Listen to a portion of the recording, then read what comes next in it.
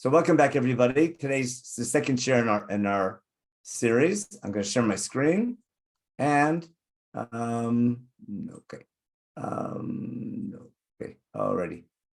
So the early prophets, one book or one thing, and whether Sefer Yeshua is the first book of Nevi'im or the last book of Torah. Of course, everyone knows it's the first book of Nevi'im, and Rabbi J was already sort of surprised. How could you possibly say it's the last book of the Torah? So I'm going to explain why I think it's the last book of the Torah, why it should be, and then we'll see why it's the first book of Nevi'im. Now, Chumash has a theme. If you haven't come to one thing I've been teaching from every class I give, there's a theme going on in Chumash. It's not a history book. It's a theme. It's a book of prophecy. We talked about this last week also. A message from God to his people. And the 5 books of Chumash, they're not just 5 books. They all carry sort of a common theme. And I want to show you what that common theme is. Chumash begins in Sefer Bereshit with God not only creating, but entering a relationship, and hence a covenant with the people. He starts the people with Avram Avinu by choosing Avram Avinu, promising his offspring a land. And Bereshit explains which offspring become the nation. Remember, not all of them, only some of them. How long the process will take. Ben Abtarim, the covenant, going down to Egypt, coming out of Egypt. God fulfilling that theme in Sefer Shmot. How we become the nation, our redemption, our covenant of laws that are going to guide how we fulfill our goals as a nation. And then we have the Mishkan. Should it be, shouldn't it be? You can argue, but how to use the Mishkan in Vayikra. And in theory, Sefer Bamidbar should have completed that story. In other words, Sefer Shmot is our travel from Egypt to Mount Sinai. Sefer Bamidbar should have been our travel from Mount Sinai to the land of Israel, conquering the land. But because the theme of Chumash is God's goal is to start a nation, serving him as his model nation in the land, then the book should end when that promise is complete. That should be, I want to show you the Psukim in Shmot here. I just want to show you the different stages that God promised us in Shmot. We all know them by heart. We drank to them at the Seder. But just a quick little review. I'll open up another window. Open up Shmot. Chapter 6, we know it by heart. Lachen emor b'nei Yisrael, ani Hashem, v'hotzeiti etchem mitachat sivlot Mitzrayim, v'itzalti etchem, v'galti etchem. Pasuk Vav is leaving Egypt. Pasuk Zayin is Mount Sinai. V'lakachti etchem le'la'am v'aiti lechem l'Elohim. That's Brit Sinai. And then you know that I'm the God, the first line of the 10 Commandments, who took you out of Egypt. And the last stage, v'veiti etchem el ha'aretz, I'll bring you to the land, which I lifted up my hand to give Abraham, Yitzchak, and Yaakov. And I'll give you as an inheritance or as a possession, a Morashani Hashem. Got it? Those are the stages of redemption. And therefore, that should be the framework of Chumash. And therefore, logically, Chumash should end with the conquest and settlement of the land, and Am Yisrael conquering the land, becoming God's nation, and keeping his covenantal, keeping the Torah, and achieving its goal. And therefore, my claim is, if I follow the theme of the early books of Chumash, Chumash should have been complete in Sefer Bamidbar. Sefer Bamidbar should have been the story of how we leave Har Sinai and conquer the land. That's how it begins. We get the army ready. We get the Mishkan ready. We travel with the Mishkan. Vahi b'Tzoron v'Imar Moshe Kuma Hashem should have been the beginning of the conquest. Instead, from chapter 11 on in Sefer Bamidbar, instead of being the book of how we conquer the land, it's what went wrong, who didn't make it, why we didn't make it, how we learn from our mistakes. We began to talk about that last week in Tilim Ayin Chet. We'll get back to it later today. Therefore, had we not sinned in the desert with the sin of the spies, and the first generation been worthy, Moshe would have brought them in, and Chumash could have concluded with Moshe bringing the people in, conquering the land, and settling the land. It doesn't happen because of our deeds. Moshe doesn't bring them in because of what Moshe did, the topic of Parshat Chukat, and Moshe's God's decision for Moshe not to come into the land and not to lead them into the land. And therefore, the theme of Chumash concludes in Sefer Yeshua, where we conquer the land, settle the land, divide it up between the tribes, and we're going to finalize the covenant as well. That'll be chapter 24 in Sefer Yeshua. But my point's clear? Now, for a technical reason, Sefer Yeshua is not in Chumash. Who can tell me what's the technical reason why not? Someone give me a technical reason why Yeshua is not in Chumash. Different leaders. Moshe Because passes away. Different leaders. Chamisha Chumshi Torah. Because there's only room for 5 books. Okay. Because Not Moshe didn't dictated say by God. It's because Moshe Rabbeinu has a special status. In other words, when Moshe dies, for a technical reason, when Moshe dies, Chumash has to conclude. Now, does Moshe die in Sefer Bamidbar? Sure, he does. He's told to, isn't he? You forgot about that? Right? Alei In Perek Allah. Zayin, Sefer Bamidbar, God tells Moshe Rabbeinu, come up the mountain, it's time to die. I'll show you where in case you forgot. Open up another one. No, I can open up this window. In Exodus, there we go. Bible here. Sefer Bamidbar, chapter 27. It should still be there. Here, Pasuk Yudbet. Bayom Hashem and Moshe alei har harim. Go up the mountain of transition, Har Nevo. Urei et aretz. Look at the land. Look at v'nasafta el amecha. That's a nice way of saying it's time to die. Remember about the Yasov Aron Elachav? Kasher Nasaf Aron Lechicha. Go look, and it's time to die. And explaining why, because remember what happened in Bartzin. No, if Moshe accepted that he would have gone to the mountain to die. Instead, God tells Moshe, Moshe tells God, you have to appoint a successor for me. And we appoint Yeshua. But the next line should be Moshe Rabbeinu. Basically, the theme, but Moshe Rabbeinu's career is over in Sefer Bamidbar. Before he dies, he gives his last speech in Sefer Dvarim. What I'm pointing out is the theme in Sefer Bamidbar is what should have happened. The first generation should have gone in. Explains why the first generation failed, why Moshe lost his leadership. And now that Moshe is going to die, he gives his last speech in Sefer Dvarim. But Chumash ends, for a technical reason, with the death of Moshe Rabbeinu. And the details of his death, there was the commandment from to die is given in Bamidbar, but the technical conclusion is at the very end of Sefer Dvarim. By that way, the question that I've always wondered about, we call it Torah Messina, but a lot of it happens after Sinai. In fact, starting basically at the beginning of Bamidbar, when we said it moved away from Har Sinai, yeah. Okay. So that raises the question of, even if you accept the last 9 pesukim of the volume, when the rest of the Torah written? Okay, the question, when was all put together in the end, in the 40th year, that's also later in Sefer Dvarim. That'll deal with later. What I want to go back to is my key point is that the theme of Chumash is about God choosing a nation, promising him a land to become a nation in the land of Israel to serve him. And that theme, which begins in Bereshit, continues in Shemot, in Vayikra, and should conclude in Bamidbar, is held off because of the sins of the first generation. And therefore, what didn't happen in Sefer Bamidbar happens in Sefer Yoshua. I want to give the analogy, a simple one, is that you can build a house or build a machine, and then you have maintenance, how to take care of it. So in anything you're building, in Chumash, we're building a nation. We're starting with God choosing a nation, how the nation comes about, how God enters a covenant with the nation, what he promises them, and the nation getting started. Once it's started, okay, once it's built, then how do I take care of it? Same thing, you buy a car, you build a car, then you have maintenance. You build a house, you have maintenance. But first you build it, and then you take care of it. Make sure it's going in the right direction. My point was, Chumash is about beginning the nation and starting it.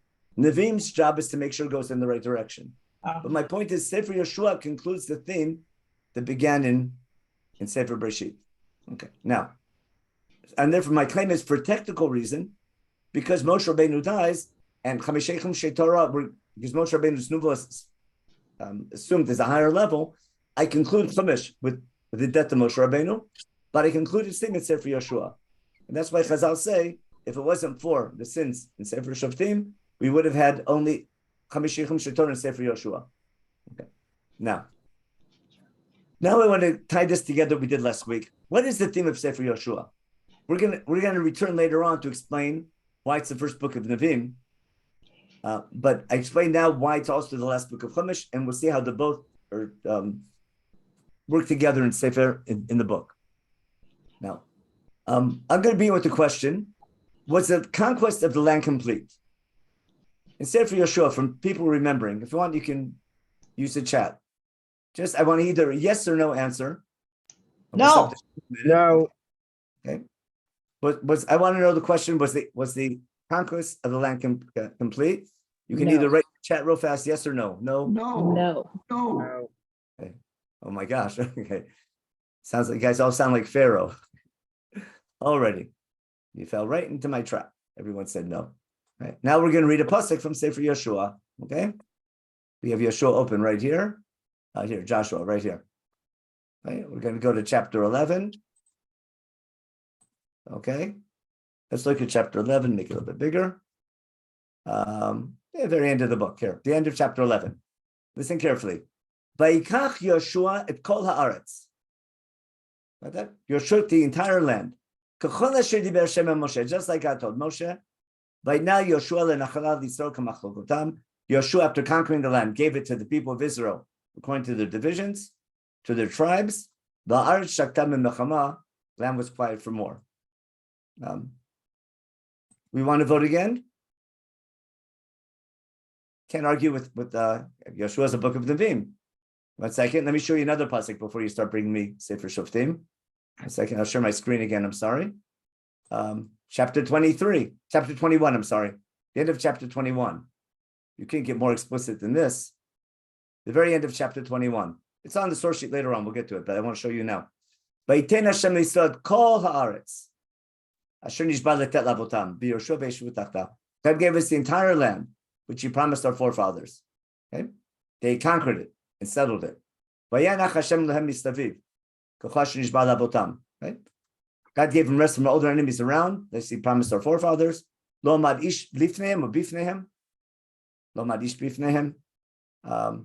was in their way. God helped them defeat all their enemies. Listen carefully.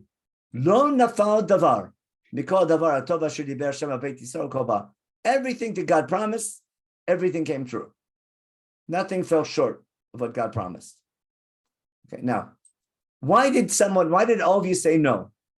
Because God said that it would be conquered little by little, not so all that at should once. be talking about. Okay, I'll take your who said that. Okay. I'll get to Lee's question about the book of Judges. Okay. What about chapter Rabbi. 13? What about Okay, chapter Sefer Shoftim. 13? Let's take a look at Sefer Shoftim. I'll go back to pasuk about little by little in a short time. As long as we have the Tanakh open, let's take a look at Sefer Shoftim. Sefer Shoftim coming up. Bible. Sefer Shoftim. And if you have one with a, here we go. Chapter 1 is enough. No, Sefer Shoftim we wanted. My mistake.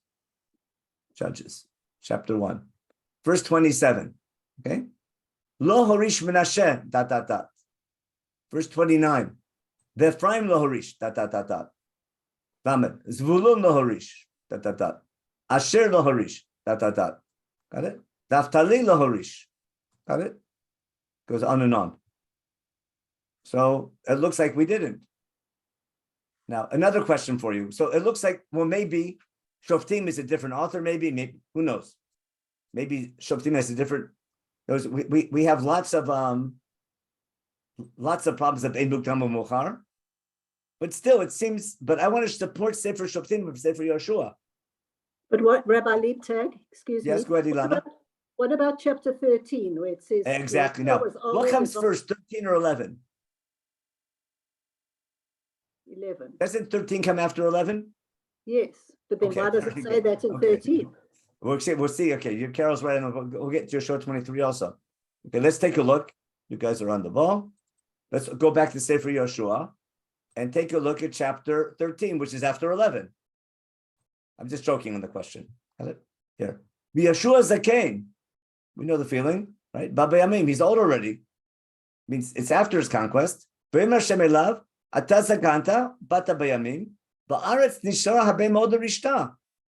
what you're talking about, right, Ilana? There's a lot left to capture. So it's not a contradiction between the book of Shoftim and Yeshua. It's a contradiction within the book of Yeshua. Right? And give a whole list of land that's missing. Now, we'll see also in chapter 23, but on the way to chapter 13, let's look at chapter 18. Okay. All of Israel gathers together in Shiloh. Okay. They bring the Olam Moed. We'll deal with that chapter later on. There's 7 tribes that didn't finish their conquest and didn't take their nachala. And Yeshua tells them, Ad ana atem mitrapim levo l'reshet ha'aretz. How come you're being lazy? Get your job done. Conquer the land which God's giving you. And he divides it up. And then to the 7 tribes. That'll be chapters 18 and later 19. So within the book of Yeshua, and then someone mentioned chapter 23. Okay. And here, this is Vayimim Mabrim Mabim. This is after God gave us rest from our enemies. Yeshua is getting even older now. And this is what Yeshua says. He's getting old. What pasuk did you say we wanted to quote? We said here. It says in verse here. This goes back to what we saw beforehand. There's nations left over for you to conquer. Based on your tribes, which is referring back to chapters 18 and 19. Between the Jordan, right? Whatever those borders we'll see later on. Okay. They talk about God can help you, but basically he's saying God will help you conquer the more lands. Right? But you didn't finish yet.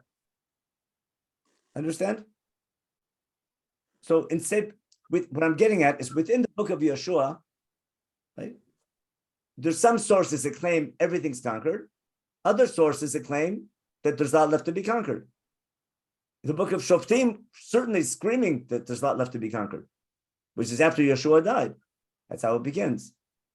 Now, how do they solve the problem in academia? Anyone know? Academia has a very easy answer to the problem. 2 authors? Authors. At least, okay? Means multiple sources and a sloppy redactor. Okay. And sometime in Second Temple period, started all these scraps of Jewish history and wasn't careful and just pasted it all together. And all the different stories of the conquest are not calls the book of Yeshua. Right? We're not going to accept that, number one.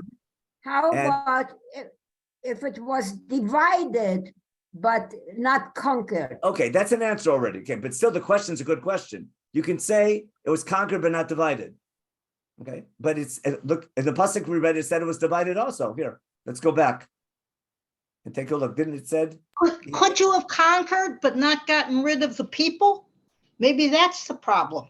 You become the sovereign. You become the owner of the land and the government. But if you leave these people in there, which you're not supposed to do, their kind of behavior is going to influence you. It'll be like thorns in your side and things like that. Okay, but remember, it says he was Mori. Let's take a look again in chapter 11. I'll go back to the Bible critics. Okay, I hear it. End of chapter 23. End of chapter 21. Let's get this open. Chapter 21. Here. How's it end again? Chapter 21. Okay. And I'm sorry. Chapter 11. Chapter 11 was better. The end of chapter 11. I want Yerusha. Okay. Yeshua took the whole land. Okay. Look down everything that God said, and Yeshua gave it for Nachla for all of Israel, for the Shvatim. And it's quiet. So you're right. They didn't finish getting rid of the other nations, but the land is conquered, but we have Yerusha. It's all conquered. When we finished all the battles, and then Shoftim says, Lo Harishu. And also in Yeshua, it's Lo Harishu. I want to give a different approach. Okay. I know the answer that they did a half a job. And there's a lot to that. I want to give a different approach, which is the whole approach I'm trying to teach you in this series. the book has a theme. Now, and we had a perfect introduction. We didn't record it, but there was a problem with signing into the shir today. Okay, because usually you click and you go right to it, and now today you needed a password. My computer got all stuck. I had to reboot my computer 3 times, so I finally got things working right. And who do we blame it on? We blame it on, it's not Torah Motion's fault, it's Zoom's fault, right? Right? Someone mentioned that. There's something with Zoom. Now, we have a rule of thumb ever since chapter 2 in Breshit, or chapter 3, when something goes wrong, blame it on somebody else, right? That's how we grow up. That's how we get through marriage. That's how we go. I got to be careful. No, when something goes wrong, blame somebody else. It works like a charm. Now, oh, I got trouble now. Okay, sorry. Okay, okay, the works are fine. I was just joking. Now, seriously, my claim is: did God keep His promise? What would you say? Who promised us the land? And that's why I'm saying Yeshua is the last book of Chumash, right? Didn't God promise the Jewish people, the offspring of Avraham, the land? Isn't Moshe's prayer, doesn't that keep us alive in the desert? Moshe says, you promised the land. And it saves them, it saves us left and right. Remember, it's the essence of our prayer. God promised the Jewish people to conquer the land for us. You promised us the land. Now, if I accept Sefer Yoshua, half of Yoshua, okay, and Shoftim, that the land isn't conquered, the question isn't what happened. The question is, who's to blame for what? For the partial conquest. How come the conquest wasn't complete? I'll make my key point now, and then we'll use it to explain the whole book. I'll say it twice to make sure my point's clear. Okay. God's promise, we'll see, was on condition. And the people, I'm assuming, in the end of Yeshua's life, are complaining, God, you didn't keep your promise. The land isn't conquered. There's lots of land left. What's God going to say? Well, God doesn't speak to us. God speaks to us through His prophets. What's the prophet going to say? Don't blame God, blame yourselves. Now you see why we did Shirat Hazinu first? That's exactly the theme of Sefer Yosh of Shirat Hazinu. When something goes wrong, shichet lo, don't attribute to God, lo, banabumam. Attribute it to yourself. Okay? And that's sort of but God's right. God kept His promise. And the book of Yeshua is coming to tell you God kept His promise. Now I need a Jewish lawyer, which is Sefer Yeshua. Got it? No, I need to prove that God kept His promise, because what did God promise? Right? Now, as people said, God promised to give us the land. What does it mean to give you the land? It's giving you an opportunity, right? Like when parents give their children a college education, what's that mean? It means they give them the opportunity, but they're not going to take the classes for them. We're going to see God's going to give us the ability to conquer the land, but there's parts that we have to do. God will give us an opportunity, a challenge to do something. If we live up to it, that's up to us. And the book is going to come and say, God did everything He promised. If something went wrong, the people were to blame. Got that? Now I need to show you that all in the psukim. Already? We'll get to work. Let's get to work and share my screen. There we go. Back to our source sheet. Okay, so conquest when complete. Here's our sources. Who's to blame? Now, I want to show you in chapter 23 in Yeshua, where Yeshua says this, okay? We'll see later on. Chapter 23 is not the last chapter of the book, but it's chronologically the last event of the book. We're going to see when we study chapter 24 next week, that chapter 24 happened earlier.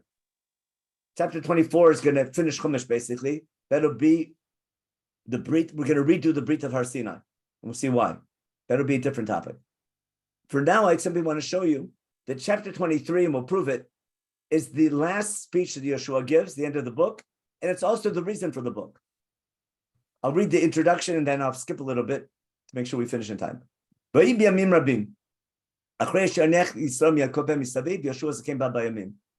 Many years after all these events, God helped us, gave us rest from our enemies, and Yeshua is getting old. Yeshua is giving his goodbye speech. He's on his deathbed. We'll see. Like all the nations of Israel together, all of Israel, And he tells him, Anisa kanti bate b'yamin. I'm old, it's time for me to pass on. And now listen what he tells them. The same contradiction, is the conquest complete or not? Listen carefully to what Yeshua says. Atem ritem et asher asa Hashem la'elechem l'chol gomei lemitnechem. You saw what God did to all the enemies in front of you. Ki Hashem Elohim hu anecham lachem. The battles you won, who helped you win those battles? God did. It wasn't you, it was God who helped you. Now, you did your part, but God was, thanks to God, He enabled you to do it. So it sounds like land is captured. But what? There's still lands and nations left to conquer, which I set aside for your different tribes. That was chapter 18 and 19. From the Yarden up to the, what do you call it? Between the Jordan and the Mediterranean. That's Eretz Canaan. Remember, Yama Gadol is, that's, you understand, the borders of Eretz Canaan are from Dan to Beersheba and from the Jordan to the Mediterranean. We'll talk about the wider borders later on. That'll solve another problem. Okay. What's Yeshua promise? What's God promised Yeshua? Hashem, your God, He'll help you thrust them away. He'll help you possess them and conquer them. He'll help you conquer just like God said. What I want to show you is God won't do it for you. God will do it with you. We'll see this over and over again. God's promise is not to conquer the land for you, but to conquer it with you. Okay? But on what condition? Be strong to keep all the laws written in the Torah, because if you don't keep the laws, God won't be able to help you. We'll see this theme over and over again. I'm going to skip just to save time. Pasuk Yudalta. Listen carefully now. Hinei onochi holech hayom b'derech kol haaretz. You know what that means, don't you? That's a nice way of saying, Yeshua saying, it's time for me to die. I'm going to die. Okay. Vidatem b'chol levavchem v'chol nafshechem. That's terminology of Sefer Dvarim. We'll see why later on. Ki lo nafal davar echad mikol advarim hatovim asher diber Hashem alechem alechem hakol ba lechem lo nafal mimenu davar echad. There's the theme of the book right there, isn't it? You understand my introduction last week from Hazinum? What's Yeshua saying in his final speech? You need to know and understand nothing that God promised fell short. Everything God promised came true. Lo nafal. He's saying it twice even in the same sentence. Ki lo nafal davar achad mikol advarim hatovim. Hakol ba lo nafal mimenu davar. Then he says, just like all the good promises can come true, right? All the bad things can happen. Also, it's up to you. If you break my brit, we'll go back to the brit later on, and we'll see why this will be followed by chapter 24. Now, what's my key point? And I can use that as an anchor to explain the book. The book wasn't written to tell you what happened. The book was written to tell you, hope that's clear. The book is coming. A book was written for this gathering of Yeshua's final speech. I'm coming to explain to you that God kept his promise. Now, what did God promise? Okay, so someone mentioned chapter 23 in Shemot that God promised we'll do it slowly. Let's take a look at that, but we're going to go to chapter 23 and see what God promised. Now, he promised our ancestors, I'm going to give you the land. That was very general. I want to begin with Sefer Shemot when I get the detailed promise. I'm going to open up Shemot chapter 23. Open up my screen, and we'll go to Sefer Shemot. Chapter 23, we'll start with verse 20. Okay, chapter 23, 20. Hinei Elochi sholech malach lefanecha. This is the end of Parshat Mishpatim, right after the Ten Commandments, on the same day or the day after we received the Ten Commandments and the laws of Parshat Mishpatim, and mostly on this we say the Brit of Nasa v'Nishma if I keep Chumash in order. But this goes together with the Ten Commandments and the Brit at Har Sinai, the covenant at Har Sinai. What's God promised after giving all these laws? I'm going to send a malach to lead you, to bring you the place I got ready for you, the land of Israel. Listen carefully now. You better listen to this malach who I'm sending. Don't rebel against him. Okay? He won't be able to carry away your sins because the messenger I'm sending you is associated with my name. Listen carefully now. If you obey what he tells you to say in my name, and hence, and you do what I say for you to do, because if you follow my laws and keep to my covenant, then your enemies will be my enemies, and your adversaries will be my adversaries. Meaning, conquest of the land is contingent on keeping the mitzvot and having the right attitude. And then, if so, my malach will lead the way and bring you to land and help you defeat it. And when you come in, don't bow down to other gods. Instead, serve your God, etc., etc. Now, after that, God says, I'm not going to get rid of all the enemies right away in 1 year, because you don't want wild animals to cover it. I'll do it little by little, okay? And then I'll make your border all the way from Yam Suf ad Yam Plishtim Midbar ad Nahar. Now, what Nahar is that? Is that the Euphrates or is that the Jordan? It could be that the slow process of conquest is talking about the wider borders of Israel from what's called Nahar Mitzrayim to Nahar Prat, meaning also the Transjordan, maybe something up in Lebanon. That could be, or it could be simply the process of the whole land. God's saying the conquest won't be 1 year, maybe a couple years, but not to do it too quick so wild animals don't come over. But that's not talking about that's not the reason why we have the contradiction in the book. Now, what I'm getting at is that here it's quite clear that God's assistance in conquering the land is contingent on our keeping the mitzvot. Now, I want to bring a better proof, though. In Moshe Rabbeinu's last speech in Sefer Devarim, we're going to skip now to Sefer Devarim, right here. Sefer Devarim right on top. Bible and Devarim. In chapter 11 in Sefer Devarim, we have the famous second parsha of Kriyat Shema, you know by heart. But if you follow my laws, what God's telling you to do, then I'll give you rain at the right time. Your agriculture will be fine. You'll be prosperous. Be careful if you don't follow my laws. I'll have to kick you out of the land. We're all familiar. And then make sure to remember all these laws, learn them and keep them, so you stay in the land for a long time and not be thrown out. Now, that's the end of the first section called the mitzvah section of speech of Sefer Devarim. Listen now in Pasuk Chabet. And I want to show you this from a technical point of view is the introduction to Sefer Yoshua. What is Moshe saying now in Sefer Devarim? Again, chapter 11, verse 22. Im shemar tishmru et kol ha-mitzvah azot. If you keep this entire commandment, which is to do what? Which I'm commanding you, to love God and follow his ways and cling to him. If you keep all the laws and the right attitude of Sefer Devarim, loving God and fearing God, keeping his mitzvot, and are committed to that, then Borish Hashem et kol hagoyim elam bifnechem, v'yirshtem goyim dolim v'atzumim mikem. If you keep the mitzvot and want to keep the mitzvot, have the right attitude, and are committed, then God will help you conquer those nations. Why am I saying God will help you and not do it for you? Listen carefully to Chav Daled. Kol hamakom asher tidroch lechem.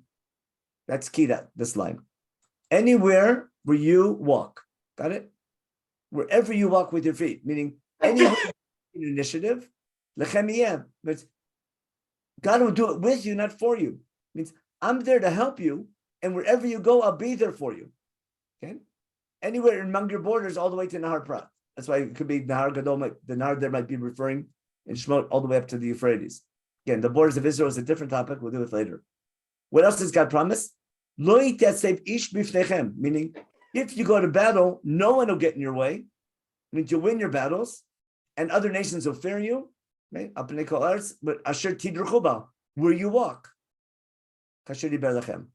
Therefore, there are two conditions in conquering the land, aren't there? God's giving you the opportunity. I'm giving you an opportunity to conquer the land on the condition that you take initiative, wherever you walk, and you keep my mitzvot. If either of those conditions are missing, I won't be able to help you. Got that? Remember the Mapilim? They want to conquer the land. Why can't they? Because God's not with you. Because you didn't have the right attitude. No, wanting to conquer the land is not enough. You have to be worthy of conquering the land.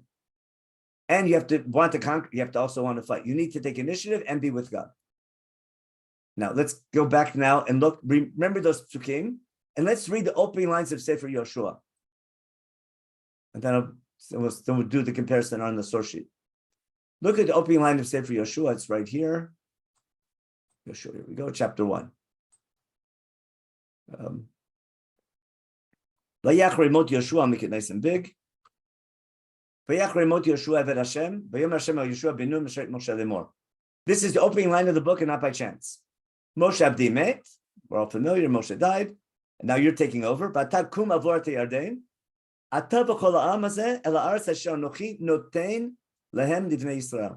it? You go and cross the Jordan River, you and the whole nation, to the land which I'm giving to the people of Israel. What do you mean giving? I'm giving you the opportunity to conquer it. Now look at the perfect match. Wherever you go, I'll be there for you. Just like I told Moshe.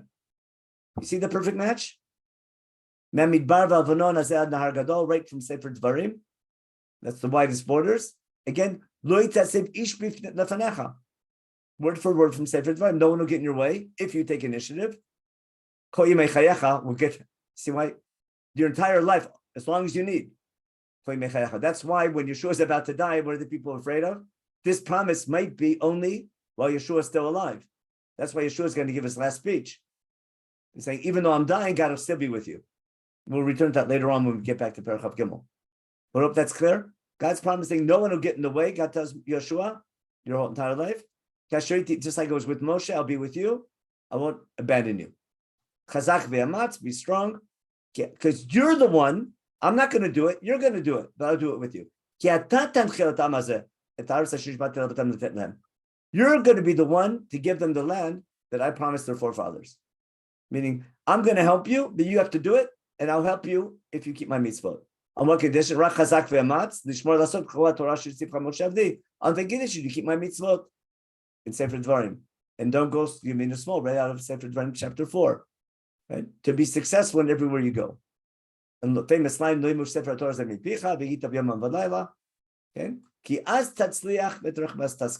Got it? Therefore, the opening line of Sefer Yeshua is saying what?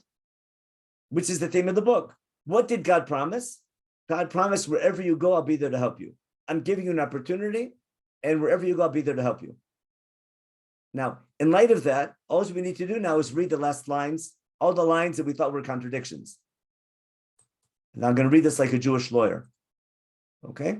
Let's read. Let's go back up to... Did I skip it or not? No, who's to blame? We did that? Okay, here's the comparison we just did. This was Devarim chapter 11, 220-225. I put this in the Ala Torah, and they matched it up for me.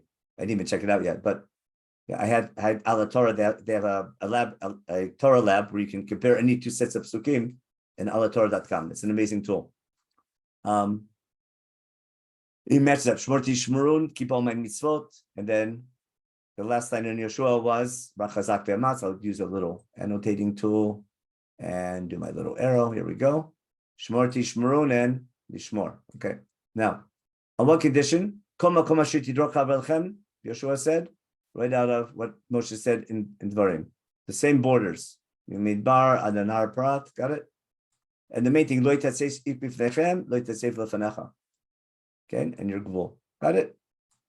It's clear that the opening line of Yeshua is basing on what Moshe promised in Sefer Dvarim to the nation about to go into the land.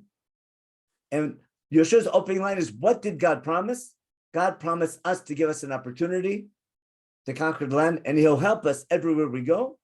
On the condition we keep his mitzvot. That's just for the fun of it. Anyone remember a story in Sefer Yeshua where we lose a battle, even though we take initiative? The eye? Aye, that's right. And why did we lose it? Chata Yisrael. Got it? Now, were there any tribes that didn't take initiative?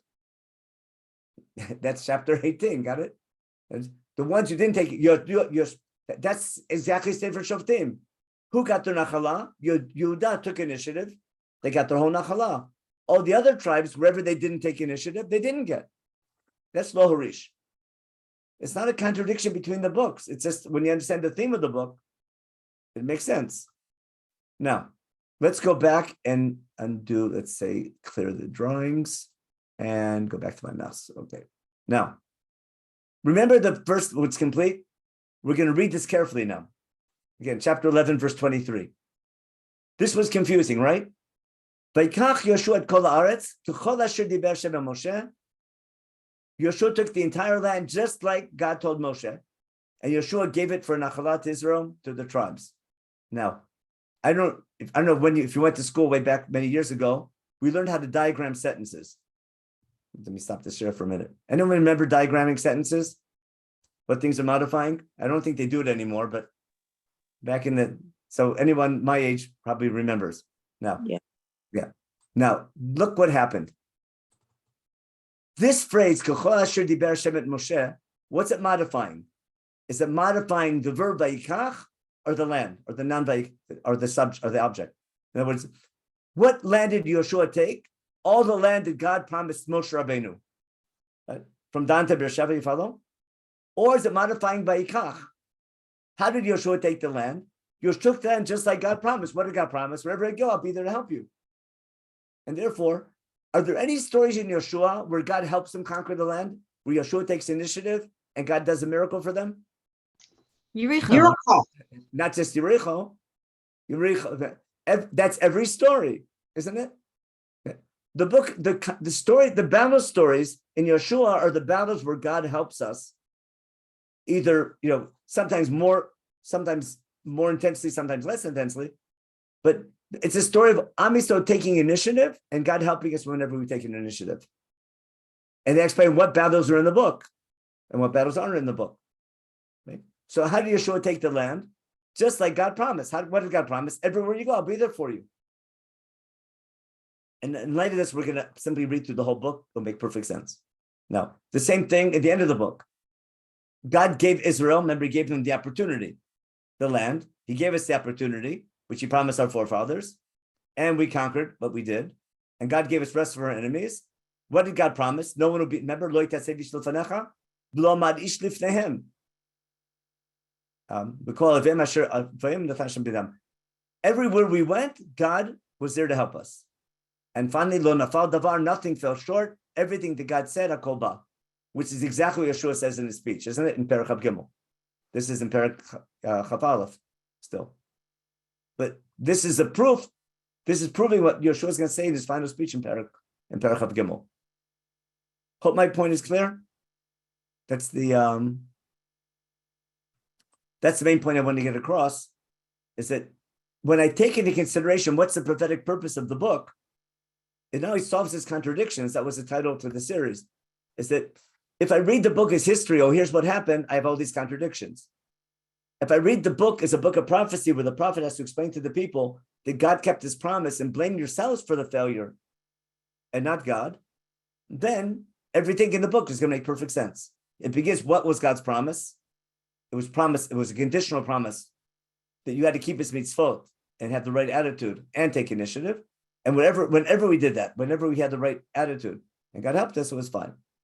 Now, I want to end where we left off last week. We'll have to continue this next week. Last week I missed it also. But I want to go back to why Yeshua is the end of Chumash. I hope my point is clear. Next week we have to go back and see how the different details in Sefer Yeshua follow this point. But my key point is the book is about how God kept his promise. Now, Tehillim 70, I think we started it last week. But remember, we used this to prove that Shira Tazinu was that don't blame God when things go wrong, but learn from your mistakes. When something goes wrong, blame it on yourselves and try to learn from it. And therefore, Tehillim 78 starts with a theme of Hazinu. Hazinu amit torati hatu asayim imrfi. That's plagiarizing on purpose, Shira Tazinu. He says, what do we need to do? We need to learn the stories of Chumash. We can't hide from our children. Every generation, we tell them all the great things that God did for us. And he gave us laws and stories. Okay? And we have to teach them to our children. So the next generation knows, and they'll tell it to their generation. We relate how that relates to the Seder night. Okay? So Am Yisrael should put their faith in God, not forget all the things that God plots and does, and keep his mitzvot. Because we know that God can help us and he can punish us. And what's the main thing we need to learn from Chumash? To learn from our mistakes. We shouldn't be like the generation that left Egypt. Dor Sorel Mored, that's a generation that sinned, not just with the golden calf, but with the Meraglim. The generation that didn't make it. Why? Dor Lo Echin Libo, the generation that wasn't ready for conquest and wasn't steadfast in their trust of God. Yeah. And then he goes, and the rest of the thing goes through all things that God did for us, how we were bad. And explains why God gives us another chance of Urachum. We'll skip all this for now. But he goes through we didn't learn our mistakes, right? We made God got God annoyed. God was very annoyed at us in the desert. Okay? And we kept on testing God, and we didn't learn the lesson of the plagues. God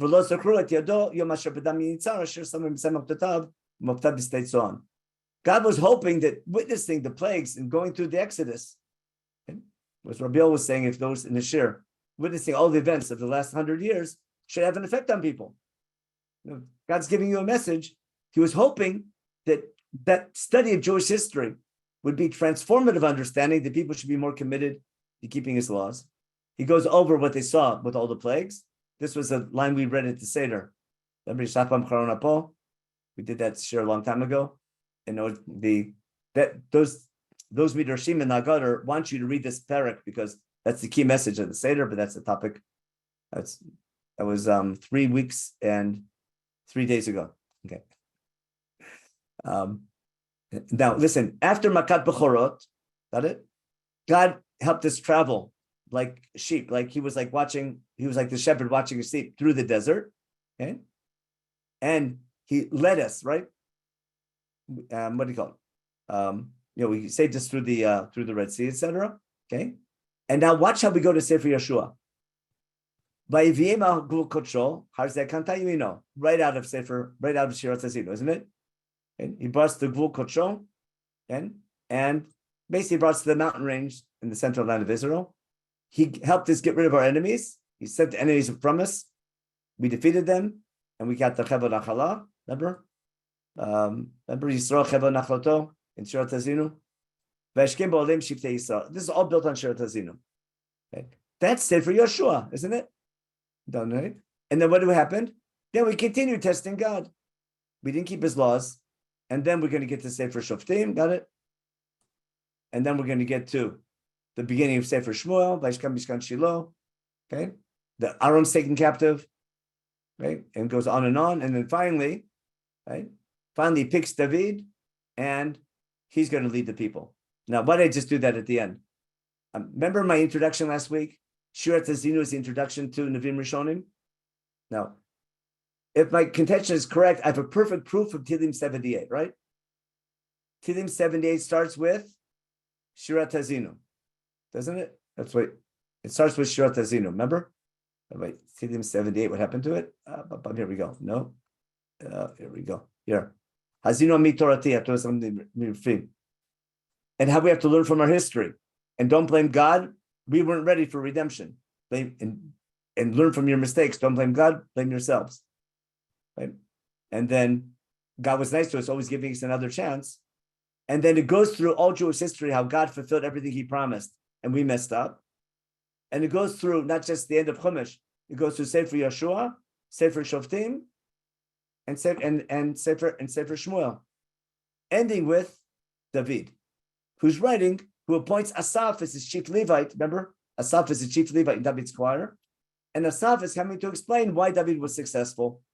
Because who actually finishes and completes the conquest of the land? David. We'll see that when we get to Sefer Shmuel. So let me summarize for today.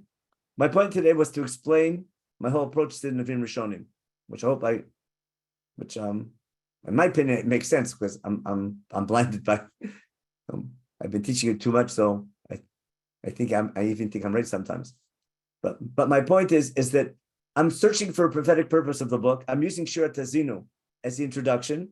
Tehillim 78 is a proof of my understanding of Shirat Hazino.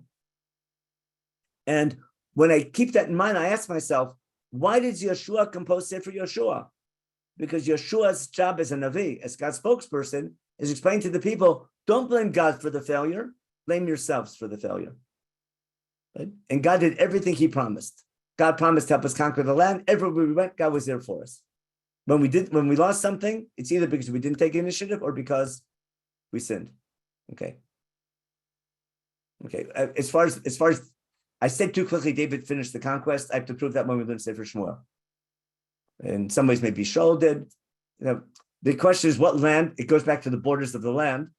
What are the borders of Israel? Number one, is it from Dan to Beersheba, basically Eretz Canaan, or is it from Egypt to Mesopotamia? That's one question. And other question is, what does it mean by conquest? Does it mean like America conquered Iraq, but it didn't take over Iraq?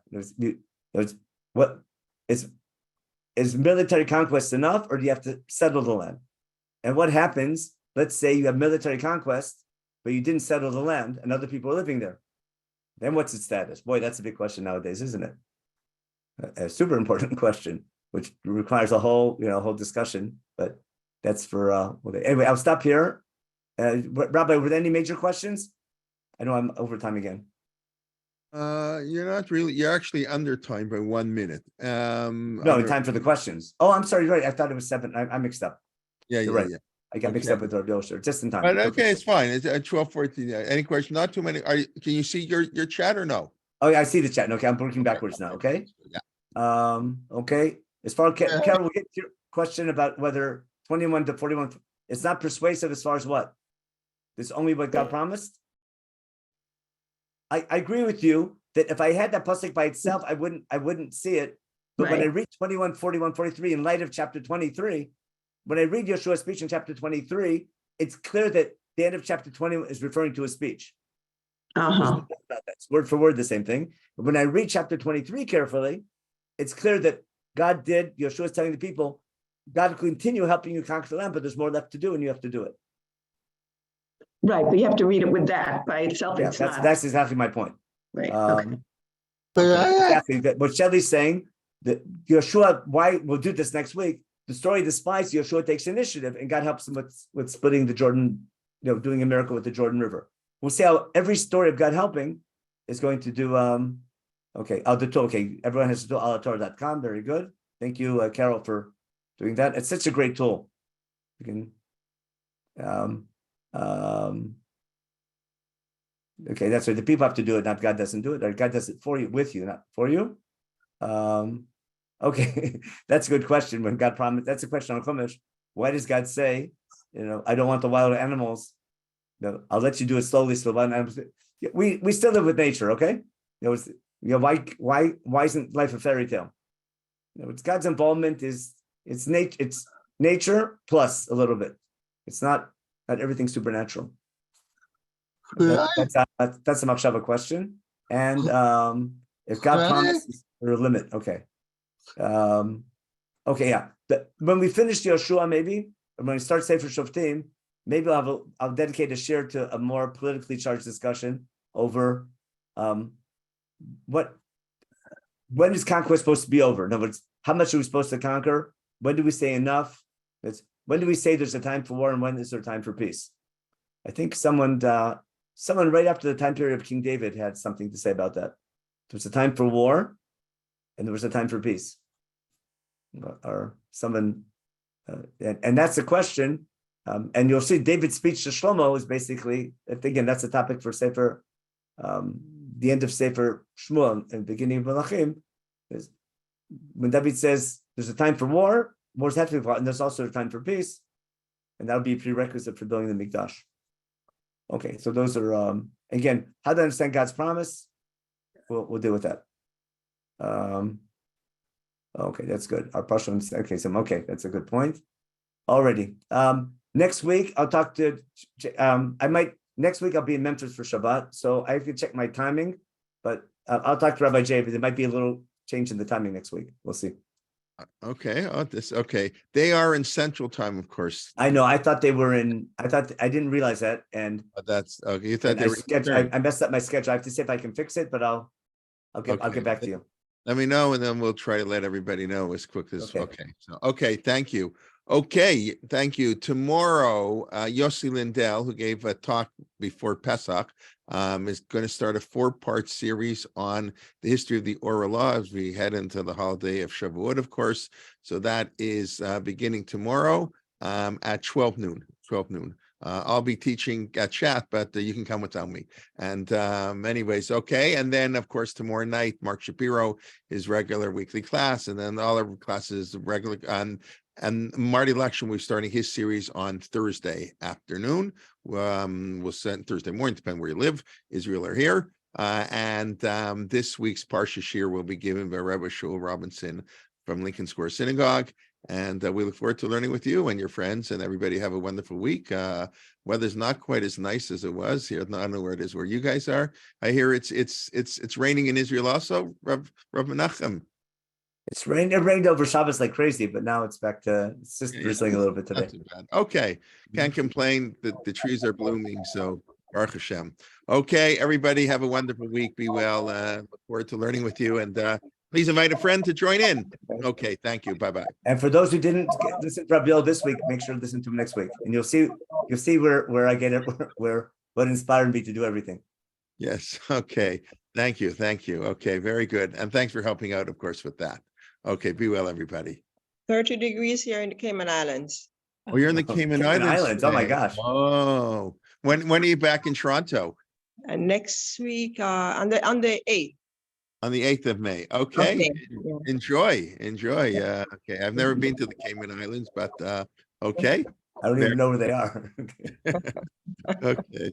They're not in Tanakh. That much I can tell you. Okay. Oh, Yam is in Tanakh. Okay, maybe. All right. Okay. Let's see which ones. Very good. Google Okay. it. All right. Bye-bye, everybody. Thank you. Thank you.